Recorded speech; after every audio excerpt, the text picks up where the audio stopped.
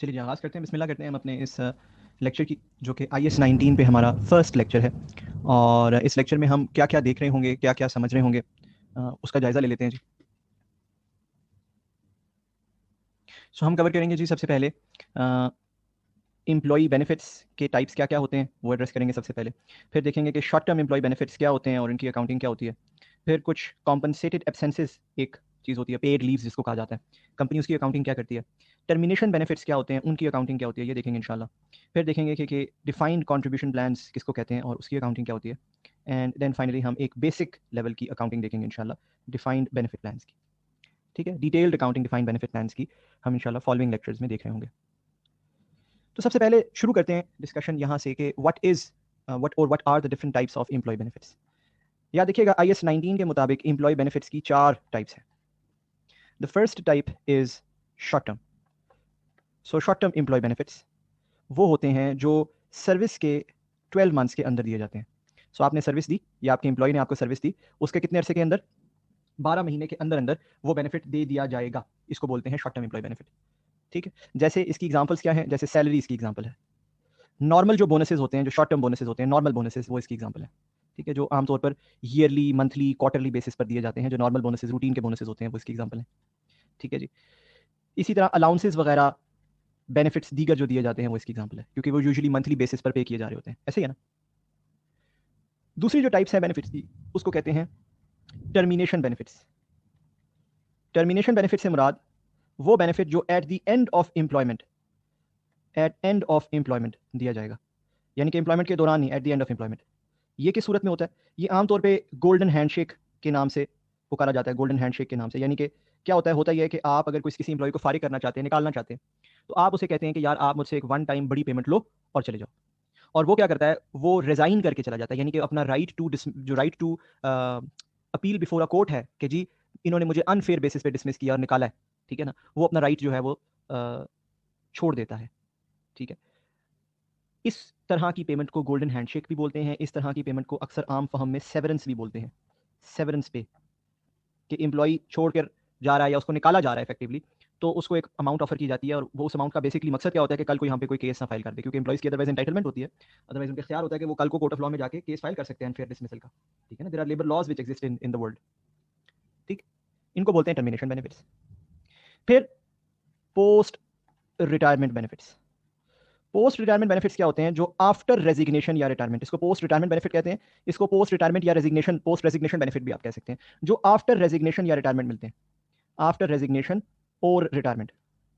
अब आप में से चूंकि कम लोग नौकरी पेशा हैं, आई डू अंडरस्टैंड कि आप में से मैक्सिमम लोग जो हैं वो ट्रेनीज हैं, राइट, जो इस क्लास को, इस लेक्चर को भी बैठ के देख रहे होंगे, उसमें ज़्यादातर लोग ट्रेनीज होंगे, राइट। अब ट्रेनिंग कॉन्ट्रैक्ट में चूंकि इस किस्म की प्रोविजंस नहीं होती, इसलिए आपको इतना आइडिया नहीं होता, बट आपके अगर वालदैन में से कोई या अजीज़ अकारब में से कोई सैलरीड एम्प्लॉयमेंट पर है, तो आप थोड़ा सा उनसे डिस्कस कर सकते हैं कि यार प्रोविडेंट फंड क्या होता है।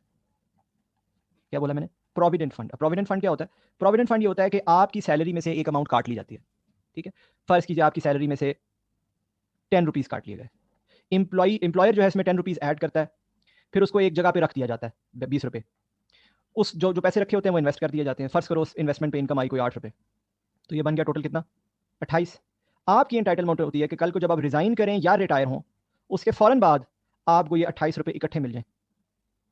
ठीक है, तो 10 रुपये आपकी सैलरी से कटते हैं, 10 रुपये एम्प्लॉयर अपनी जेब से डालता है, ये बन गए 20। इनको एक जगह रख दिया जाता है, इन्वेस्ट कर दिया जाता है। इन्वेस्टमेंट ज़ाहिर है आप एकदम तो रिजाइन नहीं कर जाते ना, 3-4 साल, 5 साल, 10 साल आप रुके इस कंपनी में, इन्वेस्ट होता रहा, पैसा बढ़ता रहा, 28 रुपये बन गया। अब आप रिजाइन करके गए तो आपको वो सारा पैसा रेजिग्नेशन के बाद इकट्ठा मिल गया। इसको बोलते हैं पोस्ट रिटायरमेंट बेनिफिट, इसको बोलते हैं प्रोविडेंट फंड। इसी तरह एक चीज़ का नाम आपने जरूर सुना होगा, पेंशन। ये क्या होती है कि आपको यकलख्त नहीं मिलती। प्रोविडेंट फंड क्या होता है, एक ही वक्त में आपको सारा पैसा मिल जाता है, रेजिग्नेशन या रिटायरमेंट के बाद एक ही वक्त में आपको पूरा पैसा मिल जाता है। पेंशन का फायदा ये होता है कि ये यकलख्त नहीं मिलती। ठीक है, ये ओवर अ पीरियड मिलती रहती है। ठीक है, इसी तरह ग्रेचुटी, ग्रेचुटी भी प्रोविडेंट फंड की तरह है, ये भी वन टाइम मिलता है। ठीक है, एक ही दफा मिलता है, ओवर अ पीरियड नहीं मिलता। हाउएवर इसमें फर्क ये है कि इसमें आमतौर पर इंप्लॉय कुछ कंट्रीब्यूट नहीं करता। ठीक है, आमतौर पर इसमें इंप्लॉय की कोई कंट्रीब्यूशन नहीं होती। प्रोविडेंट फंड में तो 10 रुपये इंप्लॉय की सैलरी में से भी कटे हैं ना, और कुछ इंप्लॉयर ने ऐड किए। ग्रेचुटी में आमतौर पर सारे पैसे इंप्लॉयर साहब ही अपनी जेब से दे रहे होते हैं। तो ये कॉमन एग्जाम्पल्स हैं, प्रोविडेंट फंड, पेंशन, ग्रेचुटी, ये कॉमन एग्जाम्पल्स हैं ऑफ पोस्ट रिटायरमेंट बेनिफिट्स। ठीक है जी। आई होप ये भी क्लियर हो गया। And then finally other long term employee benefits. अच्छा, अगर इसके अलावा कोई एम्प्लॉय बेनिफिट्स हों तो वो किस नेचर के होंगे? वो आमतौर पे ऐसे बेनिफिट्स होंगे जो more than 12 months after service दिए जाते होंगे।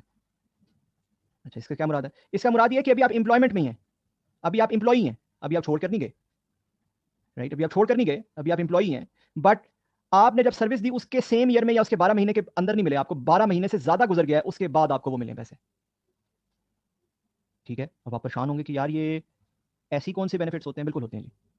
अक्सर सीनियर मैनेजमेंट को लॉन्ग टर्म बोनसेस ऑफर किए जाते हैं, और वो लॉन्ग टर्म बोनस जो है वो कोई, और से सुनिएगा, वो कोई सालाना बेसिस पे, क्वार्टरली या मंथली बेसिस पे जैसे बाकी बोनसेस दिए जाते हैं नॉर्मल एम्प्लॉइज को, वो वैसे नहीं पे होते। वो 3 साल के बाद, 5 साल के बाद पे होते हैं। बात समझ रहे हैं? इसी तरह अक्सर डिसेबल्ड एम्प्लॉइज को डिसेबिलिटी बेनिफिट दिया जाता है, वो भी ऐसे ही होता है। एक सर्टन पीरियड के बाद वो बेनिफिट मिलता है, और वो लंबा अरसा होता है, वो 12 महीने के अंदर अंदर नहीं होता। ठीक है, तो ये other long term employ benefit की डेफिनेशन में फॉल करता है। स्टैंडर्ड, ये जो 4 कैटेगरीज हैं ये बेसिकली स्टैंडर्ड ने बनाई है। स्टैंडर्ड ने ये 4 कैटेगरीज इसलिए बनाई है कि स्टैंडर्ड इन चारों कैटेगरीज की मुख्तलिफ अकाउंटिंग बताता है, सेम अकाउंटिंग नहीं बताता। लिहाजा हमें भी इन चारों कैटेगरीज की अलग अलग अकाउंटिंग आनी चाहिए। ठीक है ना जी? I hope that is clear. तो आगाज करते हैं हम सबसे पहले टाइप ऑफ एम्प्लॉय बेनिफिट से, जिसको हम बोलते हैं शॉर्ट टर्म एम्प्लॉय बेनिफिट्स, या हम नहीं, स्टैंडर्ड बेसिकली कहता है शॉर्ट टर्म एम्प्लॉय बेनिफिट्स। ठीक है ना? So short term employee benefits की अकाउंटिंग क्या होती है? अब शॉर्ट टर्म एम्प्लॉय बेनिफिट्स की अकाउंटिंग कोई पढ़ाने की मोहताज नहीं है, this is very straight forward. For example, इसकी सबसे बड़ी एग्जाम्पल है सैलरी।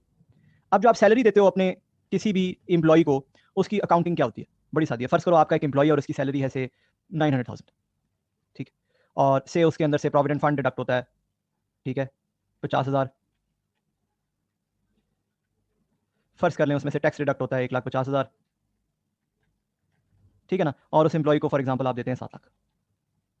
ठीक है, तो आप मंथली बेसिस पे एंट्री क्या करेंगे? आप जर्नल प्रोसेस करेंगे एक्सपेंस डेबिट मंथली बेसिस पे, सैलरी तो मंथली होती है ना, 900,000। ठीक है, आप करेंगे बैंक क्रेडिट 7 लाख, क्योंकि आपने तो उसको 7 लाख ही दिया ना।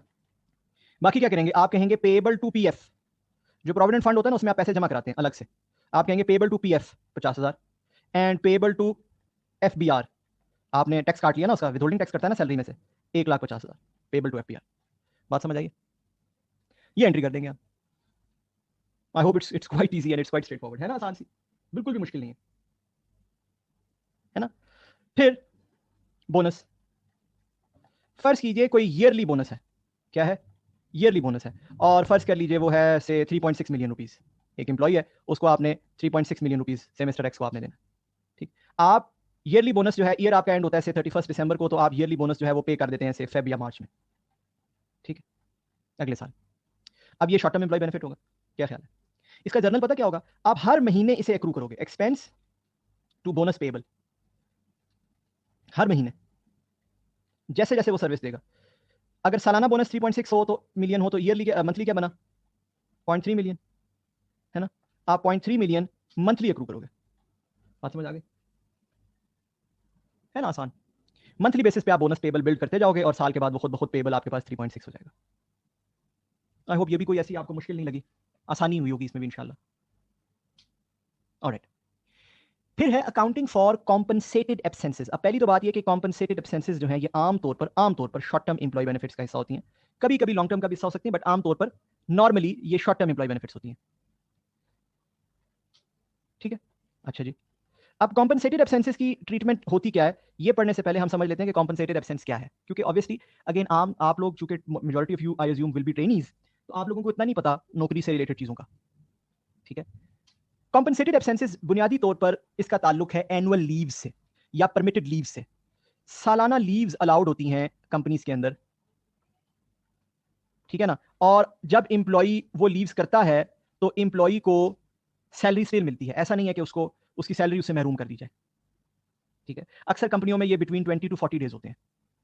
ठीक है, सो फर्ज कीजिए किसी कंपनी में ये 20 डेज है, ठीक है, 20 वर्किंग डेज, ठीक है, 20 वर्किंग डेज। ये क्या है? ये आपकी एलिजिबिलिटी है कि आप इतनी छुट्टियां कर सकते हो। अब आमतौर पे एक साल में 52 वीक्स होते हैं, और हर वीक में 5 वर्किंग डेज होते हैं, तो आमतौर पे एक साल में 260 वर्किंग डेज होते हैं, करेक्ट? अब चूंकि इस एम्प्लॉय को 20 एनुअल लीव्स अलाउड है, इसका मतलब है इस एम्प्लॉय ने टेक्निकली एक साल में कितने वर्किंग डे काम करना है? इसकी रिक्वायरमेंट क्या है? 240। ओके फाइन, ठीक है, समझ आ गई। अब फर्ज करें हमारे पास एक एम्प्लॉय है मिस्टर एक्स, जिनकी एनुअल सैलरी है, फर्ज करें हम कह देते हैं 12 मिलियन रुपीस, ठीक है, ये इनकी एनुअल सैलरी, इसमें सब कुछ शामिल, एवरीथिंग इंक्लूडेड, ठीक। अब ये जो 12 मिलियन रुपीस इनको मिलते हैं, ये कितने दिन काम करने के मिलते हैं इफेक्टिवली? 240 days, not 260 days. कितने दिन? 240 डेज काम करने के मिलते हैं, यानी कि इनको एक दिन काम करने का इफेक्टिवली कितना पैसा मिल रहा है? 12 मिलियन डिवाइडेड बाय 240, ऐसे हिसाब लगेगा ना जी? क्या ख्याल है? ऐसा ही है ना, जो कि बनता है 50,000 रुपीज, है ना? 50,000 रुपीज, एक दिन काम करने का इन्हें 50,000 रुपीज मिलता है, ठीक है फाइन। अच्छा, अब ये जो मिस्टर एक्स हैं, इनकी ये जो 20 डेज हैं, ये मुख्तलिफ टाइप्स के हो सकते हैं, ये गौर से सुनने वाली बात है। ये जो इनकी कॉम्पनसेटेड एब्सेंसेज है ना, या पेड लीव्स हैं, आप ये कह लो 20 डेज, इसकी मुख्तलिफ टाइप्स हो सकती हैं। एक को बोलते हैं वेस्टिंग और एक को बोलते हैं नॉन वेस्टिंग।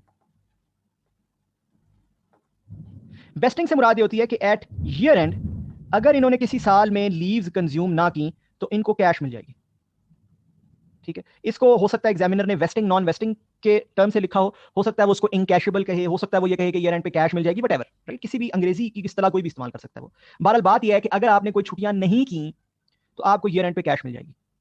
आमतौर पर जो अच्छी बड़ी कंपनियां होती हैं वो इस किस्म की पॉलिसी अवॉइड करती हैं, बिकॉज वो चाहती हैं कि उनके एम्प्लॉइज छुट्टियां लें, ठीक है, जरा आप अपनी जिंदगी को एंजॉय करें, ठीक है। सो कैश आपको मिल जाएगी। अब कैश मिलने से मुराद क्या है? कैश मिलने से मुराद ये कि अगर मिस्टर एक्स ने 10 दिन छुट्टी नहीं की, से उसने 20 में से 8 दिन छुट्टी की, 8 आउट ऑफ 20 डेज उसने छुट्टी की, तो पीछे उसके कितने बच गए? 12।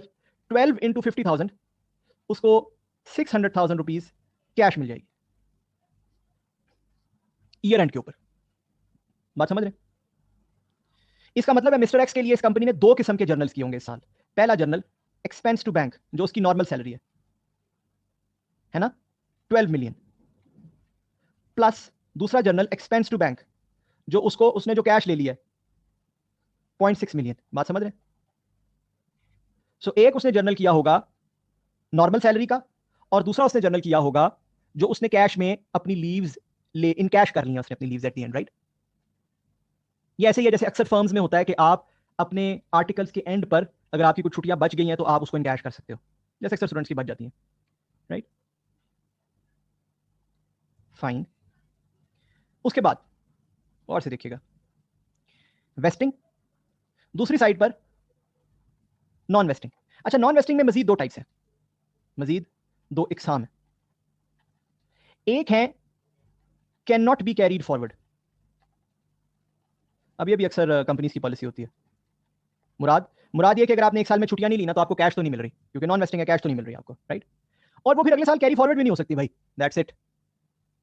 अब अगर फॉर एग्जांपल मिस्टर एक्स ने 8 आउट ऑफ 20 डेज लिए हैं तो बाकी 12 डेज का उसको कुछ मिलेगा? कुछ भी नहीं, नथिंग।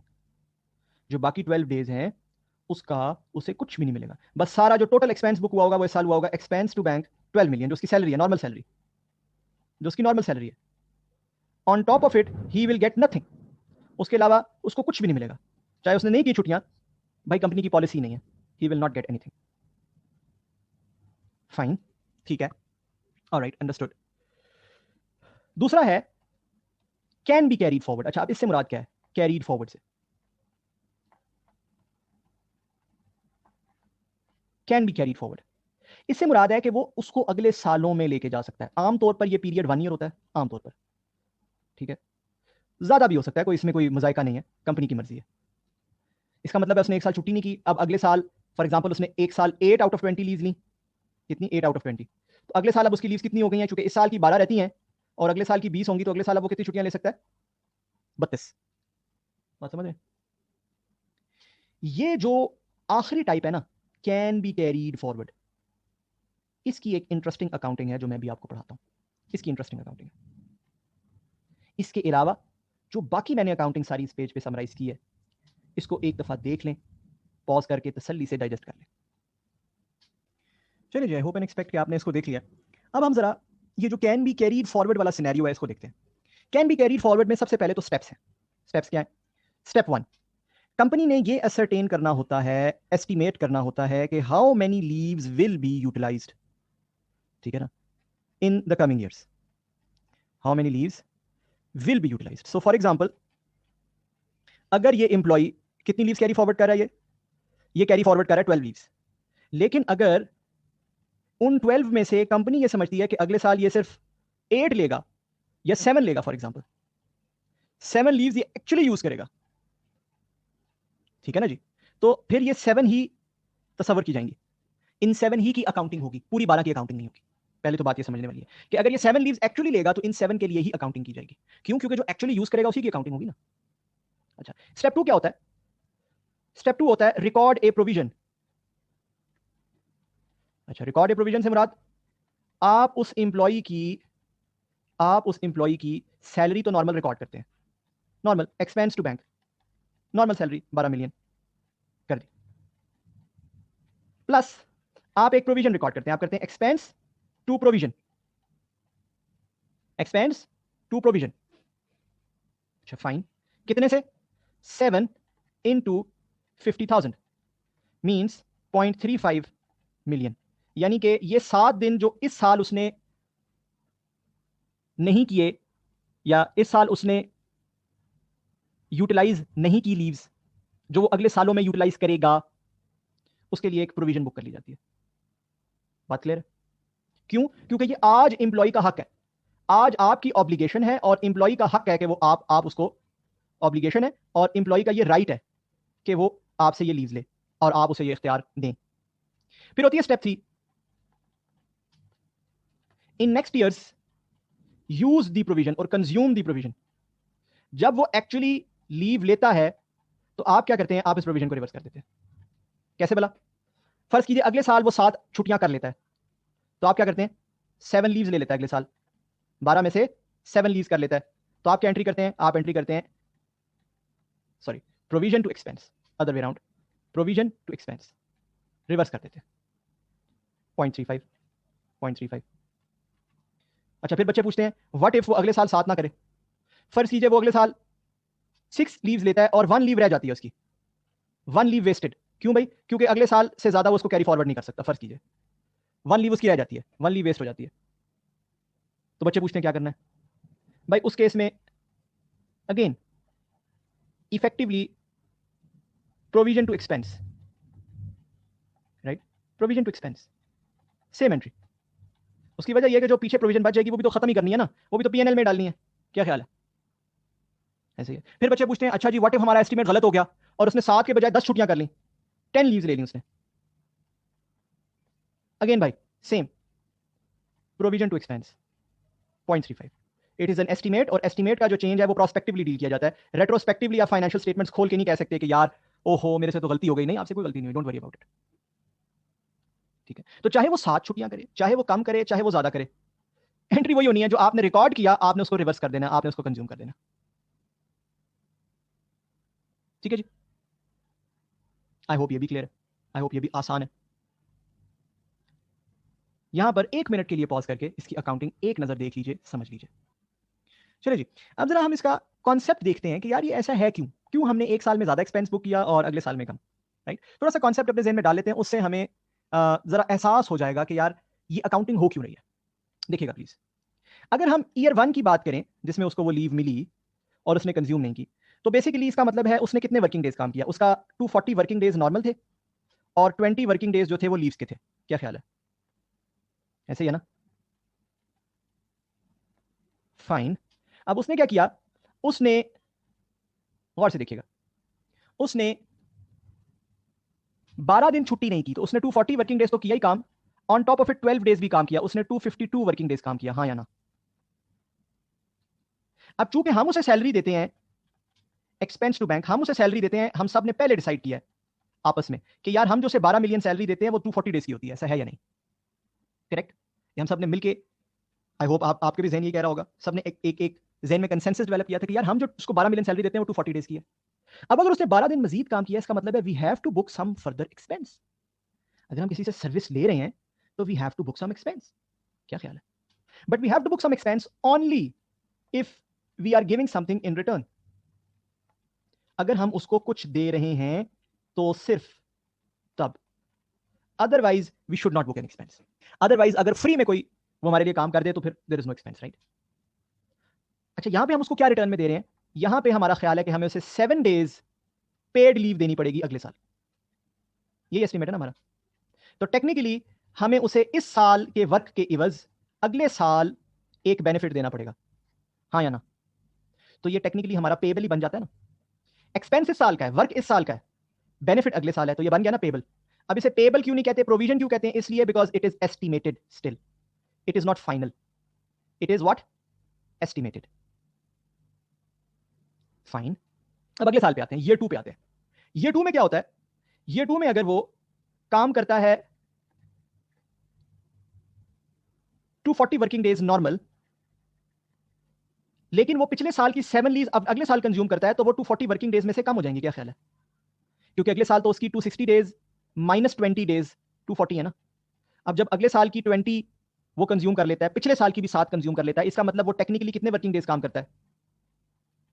बात समझ आ रही है? 7 कंज्यूम करने का क्या मतलब है भाई? 27 छुट्टियां कर गया।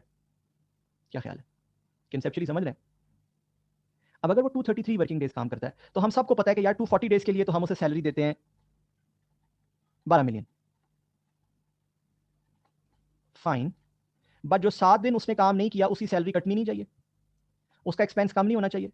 जब हम प्रोविजन को रिवर्स करते हैं ना, जो मैंने आपको प्रोविजन को रिवर्स करने की, कंज्यूम करने की एंट्री बताई है, provision debit expense credit by 0.35 million, तो वो क्या है? तो वो क्या है? वो भी तो वही एंट्री है ना, वो भी तो एक्सपेंस के रिवर्सल की एंट्री है ना, राइट? तो टेक्निकली स्पीकिंग अगले साल जब प्रोविजन कंज्यूम होती है तो एक्सपेंस रिवर्स हो जाता है, एक्सपेंस कम हो जाता है। ठीक है? एक बात याद रखिएगा, अगर यही provision over a longer period हो, 1 साल से ज्यादा कैरी फॉरवर्ड हो, लॉन्गर पीरियड इन्वॉल्व हो, तो इसको स्टैंडर्ड रेकमेंड करता है प्रेजेंट वैल्यू पे बुक करना है। किस पे बुक करना है? प्रेजेंट वैल्यू पे, पहली बात। फिर आप ये सोचेंगे कि यार अगर कहीं मेरे से कैलकुलेशन करवा ली एग्जामिनर ने कि जी प्रेजेंट वैल्यू कैसे होगी, फिर फॉर एग्जांपल किसी कंपनी के से 1000 इंप्लॉइज हैं, डिफरेंट इंप्लॉइज की डिफरेंट नंबर ऑफ डेज हैं, राइट? तो ये कैलकुलेशन कैसे होगी? आमतौर पर एग्जाम में ये कैलकुलेशन बड़ी ईजी होगी। क्या कर रहा हूँ? एग्जाम में ये कैलकुलेशन बहुत ईजी होगी। फॉर एग्जाम्पल 1000 इंप्लॉइज दिए होंगे, उनकी एवरेज सैलरी बताई होगी, एवरेज सैलरी पर डे से 50,000 जैसे इस बंदे की थी, ठीक? Multiplied by number of days बताए होंगे कि वो कितने कंज्यूम कर लेगा, तो आप उसकी कैलकुलेशन आराम से कर सकते हैं। बात समझ रहे हैं? बड़ी आसान। आमतौर पर एग्जाम में ये कैलकुलेशन बड़ी सादी होगी, से 1000 employee, average salary per day से 10,000, एंड नंबर ऑफ डेज जो वो अगले साल, एवरेज नंबर ऑफ डेज जो वो कंज्यूम करेगा एक इंप्लॉय, वो है से 6। तो यहां से बड़ी आसानी से प्रोविजन की वैल्यू निकल आएगी। एग्जाम में ये प्रोविजन की कैलकुलेशन कोई ज्यादा मुश्किल नहीं होगी, ठीक है? हाउएवर प्रैक्टिस में इसकी कैलकुलेशन थोड़ी मुश्किल होती है। कौन इंप्लॉय कब छुट्टी लेगा, कितनी छुट्टियां लेगा, अक्सर कंपनीज इसके लिए स्टैटिस्टिशियंस होते हैं, एक्चुअरीज, उनकी सर्विसेज लेती हैं। ठीक है? स्टैटिस्टिशियंस होते हैं, मेनली स्टैटिस्टिशियंस होते हैं, बट मैथमेटिक्स भी ये पढ़ते हैं, एक्चुअरीज, राइट? इनकी सर्विसेज कंपनीज लेती हैं। ठीक है? तो प्रैक्टिस में जब ये मुश्किल हो जाती है तो अक्सर व बेशतर एक्चुअरीज ये एस्टिमेशन कर देते हैं। ठीक है? चार्टर्ड अकाउंटेंट्स एस्टिमेशन नहीं करते।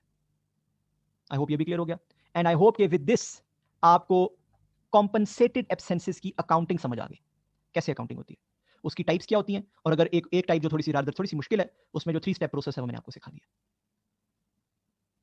I hope this is clear. एक बात याद रखिएगा जी, ये कॉम्पनसेटेड एब्सेंसेस थोड़ी सी हाइब्रिड अरेंजमेंट भी हो सकती है। फॉर एग्जाम्पल किसी कंपनी की ये पॉलिसी हो, पॉलिसी क्या हो कि यार मिस्टर एक्स ने इस साल लीव नहीं की, अच्छा 12 लीव है, ओके फाइन, ये कैरी फॉरवर्ड कर सकते हैं इसे अगले साल तक, carry forward to next year. अच्छा, अगर उस साल भी ये छुट्टियां नहीं करते हैं, उस ईयर भी ये छुट्टी नहीं करते हैं, तो ये क्या कर सकते हैं, उसको एनकैश कर सकते हैं।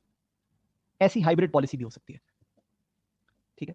याद रखिएगा, मेरी बात याद रखिएगा, अगर किसी भी पॉलिसी में कैश की बात आ जाए ना, कि इस साल या अगले साल, उसको इनकैश करवाया जा सकता है, कैश में रिसीव किया जा सकता है, तो स्टैंडर्ड कहता है कंप्लीट 12 लीव्स की प्रोविजन बुक करें। Expense to provision complete 12 leaves की।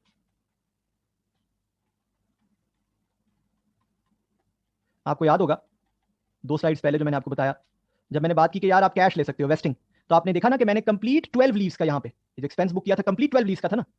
उसकी वजह ये कि जब कैश का ऑप्शन होता है ना, तो फिर तो सर्टन हो जाता है कि यार 0.6 मिलियन का एक्सपेंस होगा ही होगा, या तो वो छुट्टी ले लेगा और अगर उसने छुट्टी ना भी ली तो वो कैश तो ले जाएगा। क्या ख्याल है, बात सच है या नहीं? तो स्टैंडर्ड कहता है अगर कैश का ऑप्शन कहीं भी इन्वॉल्व है, चाहे इस साल है अगले साल है, तब आप स्टिल पूरा 0.6 मिलियन एक्सपेंस बुक कर लें। फाइन, ये भी समझ आ गया, भी कोई खास मुश्किल चीज तो नहीं थी, है ना। आगे बढ़ते हैं जी, आगे चलते हैं। फिर है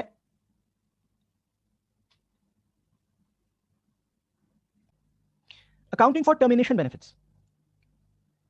टर्मिनेशन बेनिफिट्स हम पढ़ चुके हैं कि क्या चीज होते हैं। इंप्लॉइज को जब निकाला जाता है उस वक्त जो उनको पे ऑफर की जाती है, गोल्डन हैंडशेक, सेवरेंस पे वगैरह, उसको टर्मिनेशन बेनिफिट बोलते हैं, राइट। अब ये जो टर्मिनेशन बेनिफिट है, इसका ताल्लुक IS 37 की एक बड़ी इंपॉर्टेंट चीज से है। अगर आप मेरा IS 37 का लेक्चर ले चुके हो तो आपको मालूम है कि IS 37 में एक कॉन्सेप्ट होता है जिसे हम बोलते हैं रीस्ट्रक्चरिंग। और अक्सर उस रीस्ट्रक्चरिंग में क्या होता है, अक्सर उस स्ट्रक्चरिंग में इंप्लॉई ले ऑफ्स होते हैं, इंप्लॉइज को फर्क किया जाता है और स्टैंडर्ड के मुताबिक उस रीस्ट्रक्चरिंग की एक प्रोविजन बुक की जाती है। प्रोविजन कब बुक की जाती है? प्रोविजन बुक की जाती है when the plan is announced, जब रीस्ट्रक्चरिंग का प्लान अनाउंस हो जाता है, रेलिवेंट लोगों को कम्युनिकेट हो जाता है, तब वो प्रोविजन रिकॉर्ड कर ली जाती है। और उस प्रोविजन में इस इंप्लॉई ले ऑफ्स के अगेंस्ट अगर आपने कोई सेवरेंस देनी है, पढ़ाया भाई मैंने आपको, अगर आपने मेरा IS 37 का लेक्चर देखा है ना, तो उसमें आपने ये देखा होगा जरूर, अगर आपने कोई सेवरेंस देनी है, अगर आपने कोई इंप्लॉइज को पैसे देने हैं, तो उस प्रोविजन में शामिल होते हैं।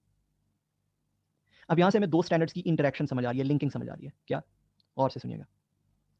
अगर तो आपका टर्मिनेशन बेनिफिट किसी रीस्ट्रक्चरिंग का हिस्सा है, किसी रीस्ट्रक्चरिंग का हिस्सा है, तो फिर तो उसकी कोई सेपरेट अकाउंटिंग नहीं होगी, उसकी accounting with in restructuring provision हो जाएगी।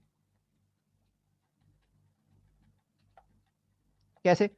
कि जब आप प्लान अनाउंस करेंगे तो आप एक प्रोविजन बुक करेंगे ना, expense to provision, provision book करेंगे ना जब आप एक प्लान अनाउंस करेंगे। तो फर्ज कर लीजिए आपने 10 मिलियन की प्रोविजन बुक कर ली। अब उस 10 मिलियन के अंदर जो इंप्लॉई ले ऑफ के पैसे हैं वो शामिल है, जो इंप्लॉइज को आपने टर्मिनेशन बेनिफिट देना वो शामिल है। ये हो गई उसकी अमाउंट। क्या ख्याल है, ये हो गई उसकी अमाउंट। और ये प्रोविजन कब बुक हुई? ये प्रोविजन कब बुक हुई? तब जब प्लान अनाउंस हुआ। तो ये हो गई उसकी टाइमिंग। क्या ख्याल है? दो सबसे बड़ी चीजें अकाउंटिंग में क्या होती हैं, कितनी अमाउंट बुक करनी है, कैसे बुक करनी है, जर्नल क्या होगा, और कब बुक करनी है। ये सबसे बड़ी चीजें यही है ना। ये सारी चीजें हमने रिस्ट्रक्चरिंग की प्रोविजन के अंदर ही कर ली है। अमाउंट भी IS 37 ने बता दी कैसे बनानी है, जर्नल भी उसने बता दिया क्या करना है, टाइमिंग भी उसने बता दी। इसका मतलब है कि जब टर्मिनेशन किसी रीस्ट्रक्चरिंग का हिस्सा होता है तो उसकी कोई अलग अकाउंटिंग करने की अकाउंटेंट्स को जरूरत नहीं पड़ती, वो रीस्ट्रक्चरिंग की प्रॉपर अकाउंटिंग करते हैं और उसके अंदर ही टर्मिनेशन बेनिफिट्स की अकाउंटिंग हो जाती है। ठीक है जी, फाइन, ओके। अगर ऐसा ना हो, अगर if it is not part of restructuring, फिर क्या करना है? If it is not part of restructuring तो स्टैंडर्ड कहता है सबसे पहले जर्नल क्या करना है। स्टैंडर्ड कहता है जर्नल करना है एक्सपेंस टू पेबल या expense to bank. Expense to payable, employee को पैसे देने हैं ना आपने, ये तो जर्नल हो गया। किस अमाउंट पे करना है, what should be the amount, what should be the amount. Standard कहता है वो अमाउंट जो इंप्लॉई और आपके दरमियान अग्री हुई है। इंप्लॉई के साथ आपकी एक एग्रीमेंट होता है कि यार इतनी अमाउंट लोगे और चले जाओगे। आपने इंप्लॉई से कहा यार 500,000 लो और चले जाओ, उसने कहा नहीं नहीं जाऊंगा। आपने उससे कहा यार अच्छा 1 मिलियन, उसने कहा ठीक है, डन, एग्री हो गई, ओके फाइन। तीसरी चीज है टाइमिंग, कब ये एंट्री करनी है। स्टैंडर्ड कहता है when employee accepts your offer. जब इंप्लॉई ने आपकी ऑफर एक्सेप्ट कर ली, कौन सी ऑफर, कि यार 1 मिलियन लो और चले जाओ। उसने कहा अच्छा कल तक बताऊंगा, आपने आज एंट्री रिकॉर्ड नहीं की, कल उसने कहा हाँ ठीक है डन, आप साथ ही एंट्री रिकॉर्ड कर लोगे। बात समझ आ गई? क्या जर्नल होगा, कितनी अमाउंट का होगा, और क्या उसकी टाइमिंग होगी। दिस इज इट, बस इतनी सी टर्मिनेशन बेनिफिट्स की अकाउंटिंग है जी। इसको भी एक नजर पॉज करके देखिए। आई होप एंड एक्सपेक्ट कि आपने इसको देख लिया। आगे बढ़ते हैं जी। अब है accounting for defined contribution plans. So अभी तक हमने देखा कि यार शॉर्ट टर्म एम्प्लॉय बेनिफिट्स की क्या अकाउंटिंग होती है, और हमने देखा कि टर्मिनेशन बेनिफिट्स की क्या अकाउंटिंग होती है। अगर आप याद करें तो मैंने आपको 4 टाइप्स बताए। 4 में जो थर्ड टाइप है वो है क्या, पोस्ट रिटायरमेंट बेनिफिट्स। यही है ना थर्ड टाइप। थर्ड टाइप क्या है, पोस्ट रिटायरमेंट बेनिफिट्स, जिसकी एग्जांपल्स मैंने आपको क्या दी हैं, जिसकी एग्जांपल्स मैंने आपको दी हैं प्रोविडेंट फंड, ऐसे ही है, पेंशन और ग्रेचुटी, ऐसे ही है, करेक्ट। अब यहां से ऑनवर्ड्स आपके लिए थोड़ा सा मुश्किल होगा। अच्छा, उस थोड़े से मुश्किल की वजह एक तो ये है कि ये रिलेटिवली बाकी IAS 19 के कॉन्सेप्ट से मुश्किल है। दूसरा ये कि आप में से अक्सर लोग अभी नौकरी नहीं करते हैं। जो नौकरी करते हैं, जो जॉब करते हैं, फॉर्मली जिनके आर्टिकल्स वगैरह खत्म हो गए, उनके लिए आसान होगा। इसमें थोड़ी सी समझ है कि सैलरीज आमतौर पे कैसे होती हैं और कंपनीज क्या क्या बेनिफिट्स देती हैं एम्प्लॉइज को। अब प्रोविडेंट फंड जो है ना, जो मैंने इधर लिखा है, वो पेंशन और ग्रेचुटी से मुख्तलिफ है। अब समझने वाली बात है दोनों पोस्ट रिटायरमेंट बेनिफिट्स, दोनों ही रिटायरमेंट या रेजिग्नेशन के बाद मिलते हैं। आप रिटायर हो या आप रिजाइन करें, ठीक है ना, उसके बाद आपको ये पैसे मिलते हैं, चाहे वो पेंशन हो, चाहे वो ग्रेचुटी हो, चाहे वो प्रोविडेंट फंड हो, आपको उसके बाद मिलता है, ठीक है। हाउएवर दोनों में एक बुनियादी फर्क है। फर्क गौर से सुनिएगा और समझिएगा। फर्ज कीजिए ये एक एम्प्लॉय है, ठीक है, जिसकी अगेन सैलरी इज 12 मिलियन, ठीक। अब मंथली सैलरी इसकी क्या होगी, 1 मिलियन, ठीक। प्रोविडेंट फंड किस तरह बिहेव करेगा, प्रोविडेंट फंड में ऐसे होगा कि इसकी सैलरी में से एक अमाउंट काट ली जाएगी। फर्ज कीजिए 100,000, तो इसको कितने मिलेंगे, 900,000। बात समझ रहे हैं, इसकी सैलरी में से एक अमाउंट कट कर ली जाएगी, विदहोल्ड कर ली जाएगी, कट कर ली जाएगी। अच्छा, अब उस कट करके किया क्या जाएगा उसका, वो कट करके जमा करा दी जाएगी, डिपॉजिट कर दी जाएगी एक फंड में।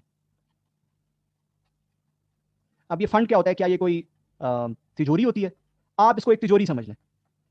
इसकी लीगल फॉर्म होती है एक ट्रस्ट की। क्या होती है, ट्रस्ट। ट्रस्ट एक्ट जो है ना 1880 समथिंग का, उसके तहत ये बनाई जाती है ट्रस्ट, ठीक है। और इस ट्रस्ट के अपने एसेट्स होते हैं, अपने बैंक अकाउंट्स होते हैं, ठीक है। तो ये ट्रस्ट के बैंक अकाउंट में जमा करा दिया जाता है 100,000। अच्छा, सिर्फ ये 100,000 नहीं जमा कराया जाता, फिर इंप्लॉयर साहब जो हैं, कौन, इंप्लॉयर, वो अपने पास से भी 100,000 डालते हैं। जितने इंप्लॉय ने दिए ना, वो उतने ही अपने पास से डालते हैं। इसे कहते हैं इंप्लॉयर्स कॉन्ट्रीब्यूशन। वो अपने पास से भी उतने पैसे डालते हैं, जितने इंप्लॉय ने दिए उतने ही वो अपने पास से डालते हैं, राइट। तो ये टोटल कितने बन गए, 2 लाख। अब ये ट्रस्ट में पड़े हुए हैं। फर्ज कीजिए ये महीना था जनवरी 2022।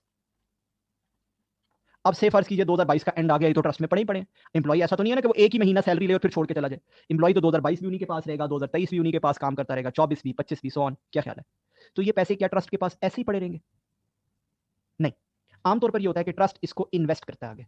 क्या करता है, इन्वेस्ट, डिफरेंट जगहों पे इन्वेस्ट करता है, ठीक है, और उससे कमाता है income.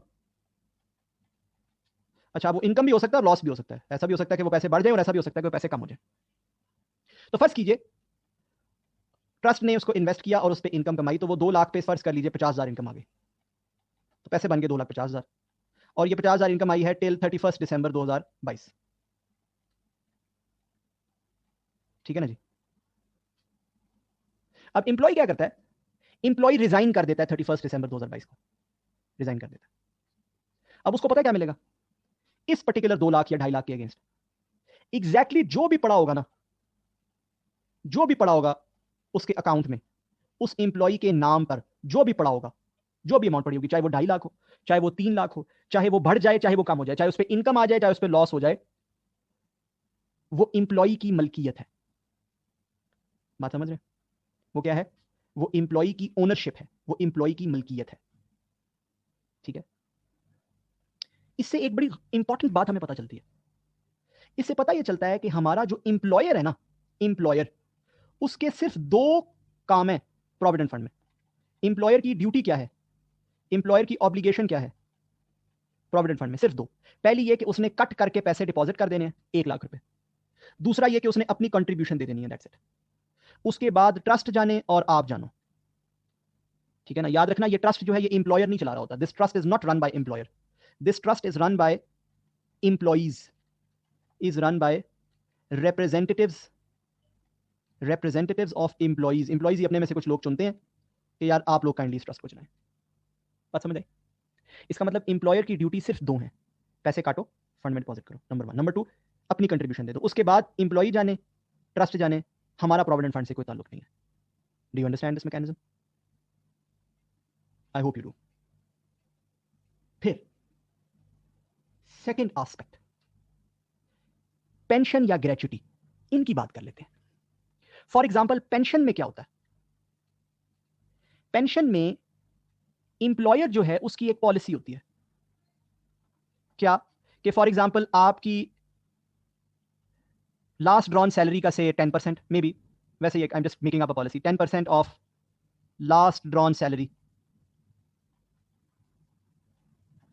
given on a monthly basis till death of employee. जब तक एम्प्लॉय जिंदा है उसे 10% लास्ट ड्रॉन सैलरी, अगर उसकी फॉर एग्जांपल 1 मिलियन थी तो उसे 1 लाख रुपया पेंशन मिलती रहेगी. क्या ख्याल है? समझ आ रही बात? भाई ये जो चीज है इसमें एम्प्लॉयर ने कुछ कट करके जमा करा दिया और कुछ अपने जेब से डाल दिया तो उसकी ऑब्लिगेशन पूरी तो नहीं होती. फर्ज कीजिए, ऐसा होता नहीं आमतौर पे, एम्प्लॉयर्स जो हैं वो पेंशन के नाम पर सैलरी में से कुछ काटते नहीं आमतौर पर. ये सुन लीजिए, फर्ज कीजिए एम्प्लॉयर ने सारा का सारा जो एम्प्लॉयमेंट का टेन्योर है 2% आपकी सैलरी का काट लिया, 2% ऑफ सैलरी काट ली, इसमें कट कर ली, फाइन.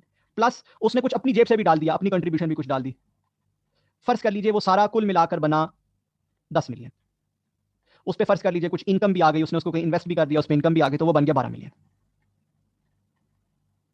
अब एम्प्लॉयर आपको ये नहीं कह सकता कि यार देखो तुम्हारे लिए मैंने टोटल 12 मिलियन अलग करके रखा है, मैं तुम्हें इससे ज्यादा पेंशन नहीं दूंगा. No, not at all.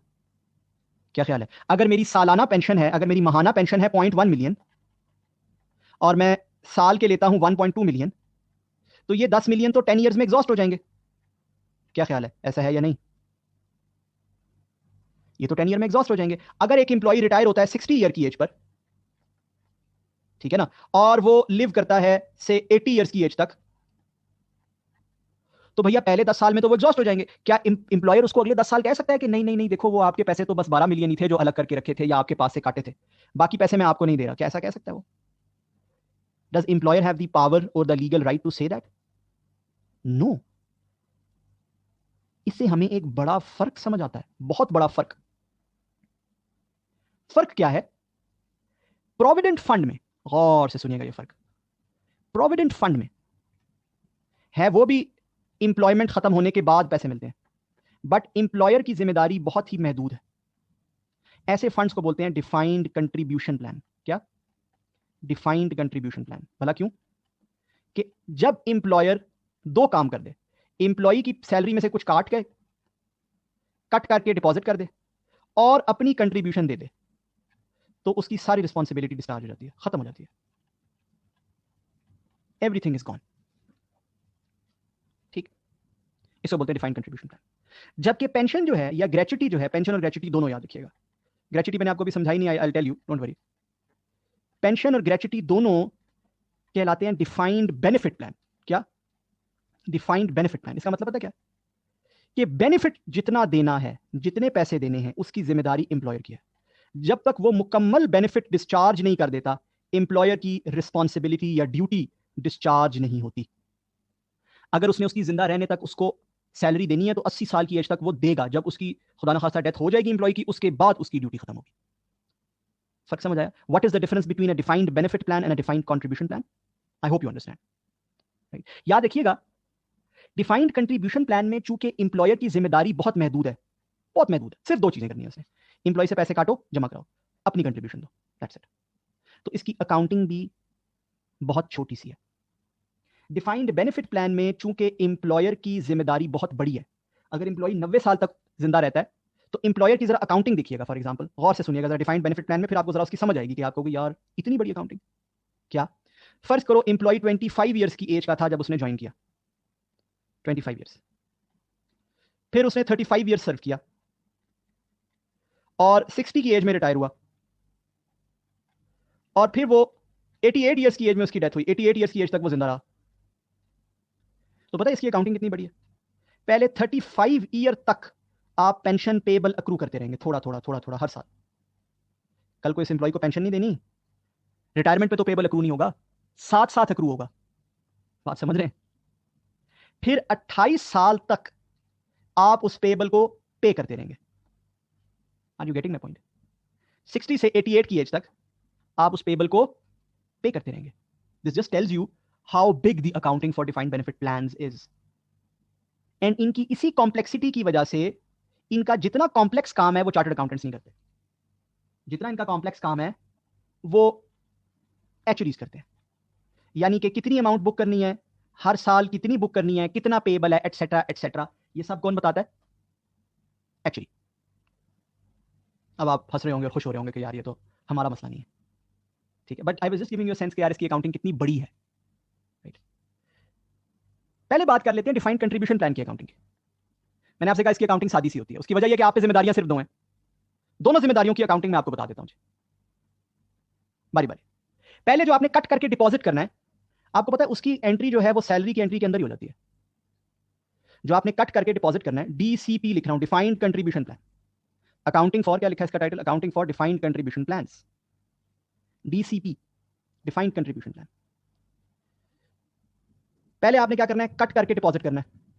अच्छा, अगर आप थोड़ा सा पीछे जाओ, जहां मैंने आपको सैलरी की एंट्री दिखाई थी शॉर्ट टर्म एम्प्लॉय बेनिफिट्स में, ये दिखाई थी ना सैलरी की एंट्री, ये क्या थी? मैंने कहा यार 9 लाख उसकी सैलरी है, 50,000 प्रोविडेंट फंड, जान के मैंने लिखा था यहाँ पे 50,000 प्रोविडेंट फंड कटेगा, कट करो, पेबल टू पीएफ दिखा दो। बात समझ आई? एंट्री देख रहे हैं? ये सैलरी की एंट्री के अंदर ही हो जाती है। तो अगर किसी इंप्लॉय की सैलरी है ना 1 मिलियन, तो 1 मिलियन एक्सपेंस होगा, 0.9 मिलियन बैंक होगा, और बाकी क्या आ जाएगा? Payable to PF, provident fund, 0.1 million.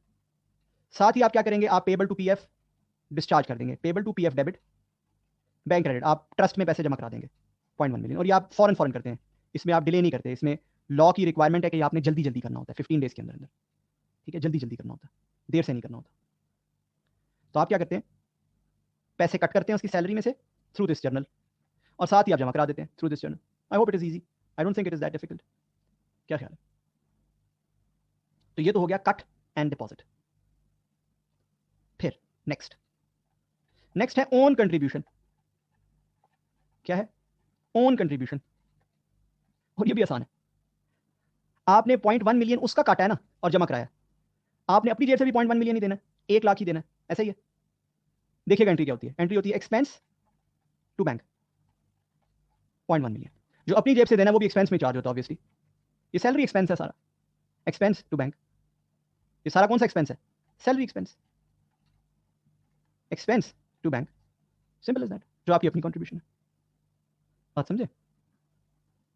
ये है फर्क डिफाइंड कंट्रीब्यूशन प्लान में और बेनिफिट प्लान में, वो भी पढ़ा दिया आपको। और डिफाइंड कंट्रीब्यूशन प्लान की सादी सी सिंपल सी 3 एंट्रीज क्या होती हैं हर महीने, वो भी बता दी मैंने आपको। तसल्ली से इसको पॉज कर देख लीजिए। Alright, I hope and expect आपने ये सब देख लिया। अब हम बढ़ते हैं basics of the accounting for defined benefit plan की जानिब। जैसे कि मैंने आपसे कहा कि डिफाइंड बेनिफिट प्लान जो है उसकी अकाउंटिंग इज कॉम्प्लेक्स, राइट? तो हम इस लेक्चर के अंदर उसकी अकाउंटिंग के सिर्फ क्या देख रहे होंगे? बेसिक्स। याद रखिए डिफाइंड बेनिफिट प्लान्स 2 इकसाम के होते हैं, 2 टाइप्स के होते हैं, ठीक है? सबसे common examples defined benefit plans की हैं पेंशन और ग्रेच्युटी। जैसे पेंशन आपको मंथली बेसिस पे मिलता है ना, ग्रेच्युटी आपको वन टाइम मिलता है। हाउएवर ये भी एक पॉलिसी की बेसिस पे होता है, एक फॉर्मूला की बेसिस पे होता है। ये ऐसे नहीं होता कि यार जितनी अमाउंट हमने आपके लिए इकट्ठी की हुई है उतनी मिल जाएगी आपको, ना ना ना, बिल्कुल भी नहीं।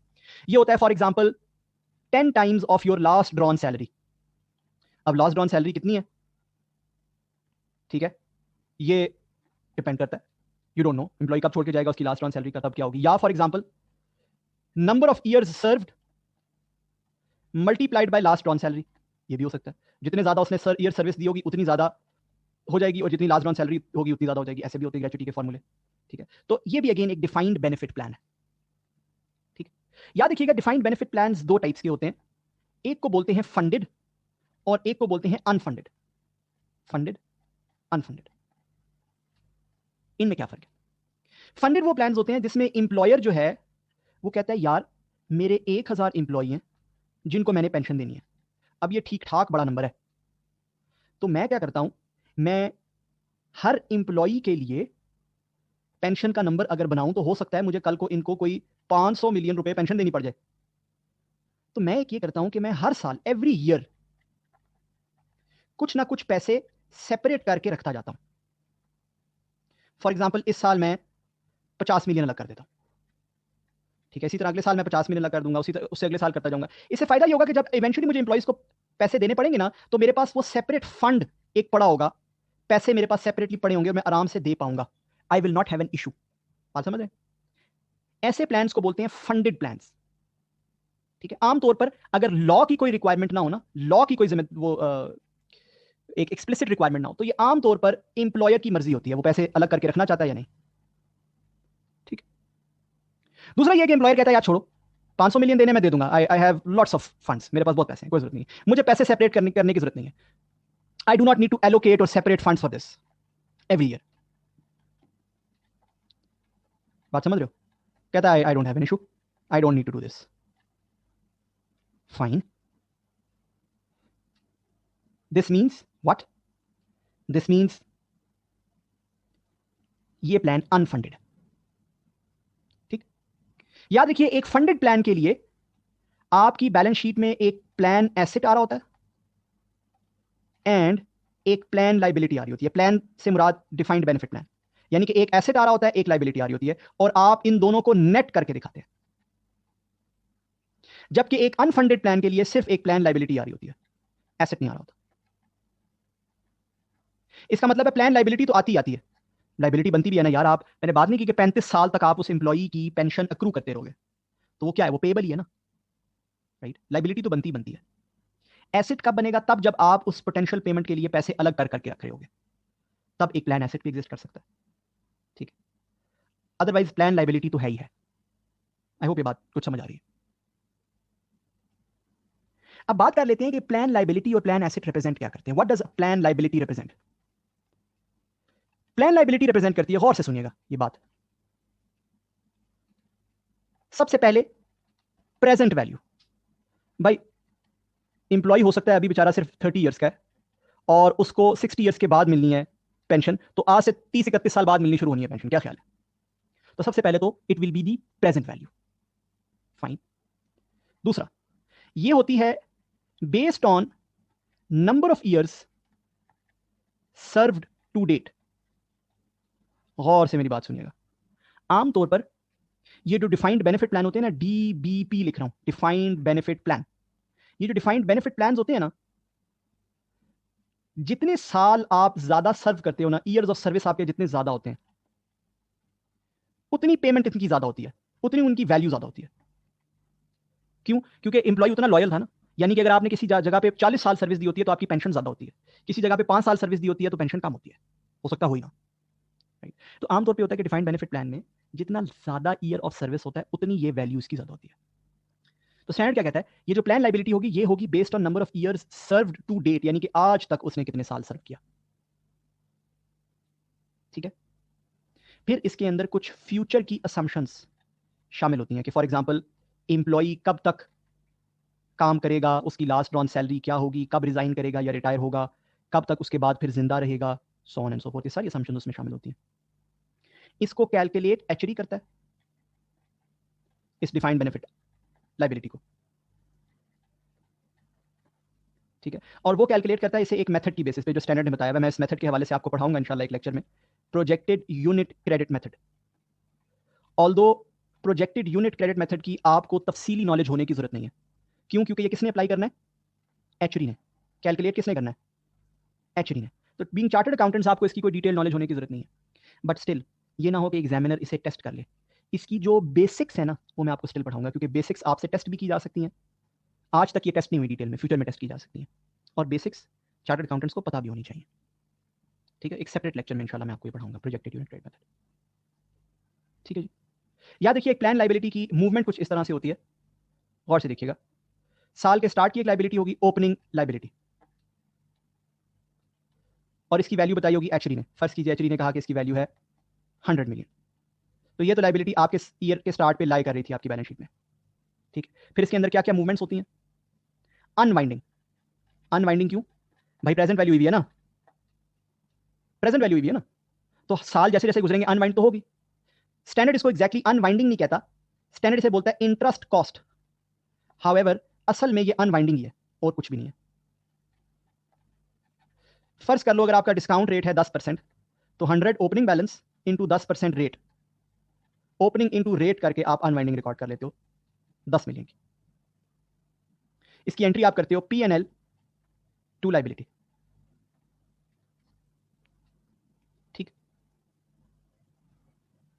इसी तरह इस साल के दौरान जो इंप्लॉइज ने मजीद सर्विसेज दी, उनकी वजह से उनकी पेंशन की वैल्यू बढ़ जाएगी। क्यों बोला? हमने कहा है पेंशन की वैल्यू डिपेंड करती है ईयर ऑफ सर्विस पे। पिछले साल तक अगर इंप्लॉइज की एवरेज सर्विस 4 ईयर्स थी तो उसकी वैल्यू कम थी, अब जब 5 ईयर्स हो जाएगी तो उसकी वैल्यू बढ़ जाएगी। क्या ख्याल है? ये वैल्यू कितने से बढ़ी है ये भी आपको एक्चुअली भाई बताते हैं, ये भी चार्टर्ड अकाउंटेंट खुद मालूम नहीं करते, एक्चुअली बताता है। फर्स्ट करो एक्चुअली कहता है 20 मिलियन से बढ़ गई है। इसकी एंट्री भी आप ये करते हैं P&L टू लाइबिलिटी, ठीक है जी, ओके। फिर इस साल की पेमेंट, हो सकता है कुछ इंप्लॉई ऑलरेडी रिटायर्ड हो, ऑलरेडी छोड़ चुके हों, उनको थोड़ी बहुत पेमेंट्स भी हो रही हों। क्या ख्याल है? हो सकता है ना। फर्ज कर लो 5 मिलियन, तो वो लाइबिलिटी में से कम हो जाएगा। इसकी एंट्री होती है आमतौर पर लाइबिलिटी टू बैंक। इसकी एक और एंट्री भी हो सकती है, थोड़ी देर में मैं आपको बता दूंगा। आमतौर पर इसकी एंट्री होती है लाइबिलिटी टू बैंक, ठीक, ओके फाइन। पेमेंट भी देख ली हमने। फिर एक्चुअली इसकी क्लोजिंग बैलेंस यूं नहीं बना के आपको दे देता कि यार बस इसका सारे साल का हमने ओपनिंग बैलेंस और क्लोजिंग बैलेंस, ओपनिंग बैलेंस में चीजें सारी ऐड की तो क्लोजिंग बैलेंस बन गया। ना ना ना, ऐसे नहीं करता वो। बल्कि वो क्या करता है, वो एक फ्रेश एस्टीमेट रन करता है। क्या करता है? Fresh estimate. और उस फ्रेश एस्टीमेट का जवाब जरूरी नहीं है कि सेम आए जो इसका जवाब आ रहा है। इसका जवाब क्या आ रहा है? 130 में से 5 गए 125। हो सकता है उस फ्रेश एस्टीमेट का जवाब आए 140। क्या जवाब है? 140। ओके, क्यों भाई? क्यों? इसलिए कि एक बड़ी इंपॉर्टेंट बात ऊपर लिखी हुई है मैंने, फ्यूचर असम्पशंस। एक्चुअली जो ये सारी चीजें एस्टीमेट करता है ना, opening liability, interest cost, current service cost, ये जब भी वो एस्टीमेट करता है, फर्ज करो ये सारी चीजें इसने साल के स्टार्ट पे एस्टीमेट की थी, आमतौर पे ऐसे ही होता है, साल के स्टार्ट पे वो एस्टीमेट करता है सारी चीजें। उस वक्त कुछ फ्यूचर असम्पशंस थी। क्या? फॉर एग्जांपल एवरेज एज थी उस वक्त से 68 ईयर्स, के लोग 68 ईयर्स तक जिंदा रहते हैं। अब इस साल के एंड पे फर्ज करो अब एवरेज एज हो गई है 70 ईयर्स, या गिर गई है फॉर एग्जांपल, वट अब हो गई है 70 ईयर्स। उस वक्त कोविड बहुत ज्यादा था, अब कोविड कंट्रोल में आ गया, 70 ईयर्स हो गई, राइट। मैं सिर्फ एग्जांपल दे रहा हूं आपको, राइट। अब चूंकि 70 ईयर्स हो गई है तो लाइबिलिटी की वैल्यू बढ़ गई है भाई, आपको ज्यादा अरसा देनी पड़ेगी। बात समझ आ रही है? ये सिर्फ एक फ्यूचर असम्पशन है कि वो कब तक जिंदा रहेगा, और बेशुमार असम्पशंस है भाई। उसकी सैलरी कितनी होगी, कितने साल वो काम करेगा, कब तक आपके साथ रहेगा, रहेगा भी या नहीं रहेगा, ये सब असम्पशंस है। जब भी आप हर साल फ्रेश एस्टीमेट लगाओगे, वो एस्टीमेट डिफरेंट होगा, वो बराबर नहीं बैठेगा। अब जब वो बराबर नहीं बैठेगा तो इसका मतलब है लाइबिलिटी में एक बैलेंसिंग नंबर आ रहा है। कितना बैलेंसिंग नंबर आ रहा है जी लाइबिलिटी में? लाइबिलिटी में 15 मिलियन का एक बैलेंसिंग नंबर आ रहा है। इसे बोलते हैं रीमेजरमेंट। क्या बोलते हैं? रीमेजरमेंट। और स्टैंडर्ड कहता है, स्टैंडर्ड क्या कहता है? स्टैंडर्ड कहता है ये रीमेजरमेंट बुक होगी ओसीआई में, नॉट इन पीएनएल। इसकी एंट्री होगी ओसीआई टू लाइबिलिटी। वो कहता है ये due two factors outside the control of the entity है, ठीक है ना। ये ओसीआई टू लाइबिलिटी में बुक होगी, नॉट इन पीएनएल। ओसीआई से इसको आप अपने रिजर्व में भी लेके जा सकते हैं, अलग रिजर्व में भी, और इसे डायरेक्ट रिटेन अर्निंग में भी लेके जा सकते हैं। दोनों चीजें अलाउड है अंडर द स्टैंडर्ड्स। ओसीआई आपको पता है आमतौर पर रिजर्व में जाता है, आप रिजर्व में भी लेके जा सकते हैं, लेकिन इसको रिटेन अर्निंग में भी लेके जा सकते हैं। लिखा हुआ है स्टैंडर्ड में, दोनों चीजें अलाउड है। स्टैंडर्ड की अगर आप बेसिस फॉर कंक्लूजन पैराग्राफ पढ़ें तो वहां डिटेल में डिस्कस भी है ये चीज। ये है बुनियादी, बिल्कुल basic accounting for a plan liability. इसको तसल्ली से जी एक बार देख लीजिए सब लोग। और यहीं पर हमारा आज का ये लेक्चर भी खत्म होता है। हमने इस लेक्चर में जो आसान आसान चीजें हैं IAS 19 से रिलेटेड वो डील कर ली, बिल्कुल बुनियादी अकाउंटिंग डिफाइंड बेनिफिट प्लान्स की भी डील कर ली है। अब हमने इंशाल्लाह इन द फ्यूचर लेक्चर्स जो मुश्किल चीज़ें हैं रिलेटेड टू IS 19 वो डील करनी है जी। Thank you very much.